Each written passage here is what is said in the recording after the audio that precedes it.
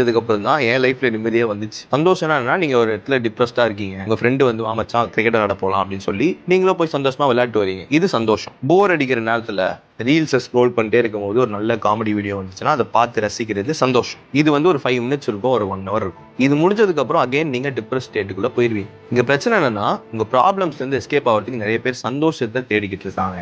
Actually சந்தோஷம் வந்து ரொம்ப சீப். நம்ம தேடுற இடத்துலலாம் கிடைக்கும். ஆனா நிம்மதி அப்படி இல்லை. நீங்க உங்களுக்கு பிடிக்காத வேலையை செய்றீங்க, ஆனா சம்பளம் மட்டும் நல்லா வருது, இது சந்தோஷம். உங்களுக்கு பிடிச்ச வேலையை செஞ்சுட்டு உங்களுக்கு தேவையான காசை சம்பாரிச்சிங்கன்னா நிம்மதி. பொண்ணுங்க அழகா இருக்காங்க அப்படின்னு சொல்லிட்டு அவங்க பின்னாடியே போறது சந்தோஷம். ஆனா உனக்காகவே ஒருத்தங்க இருப்பாங்கல்ல, அவங்க கூட மட்டும் இருக்கிறது நிம்மதி. சும்மா 4 பேர் கூட சேர்ந்து அப்படியே பார்ட்டி பண்றது சந்தோஷம். ஆனா நம்ம ஃப்ரெண்ட்ஸ் கூட ஒரு மொட்டை மாடியில உட்காந்து என்ன பேசுவோன்னே தெரியாம அப்படியே பேசிக்கிட்டே ரிலாக்ஸ் பண்றது நிம்மதி.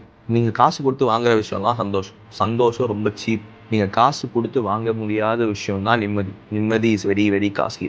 நீங்க நிம்மதியா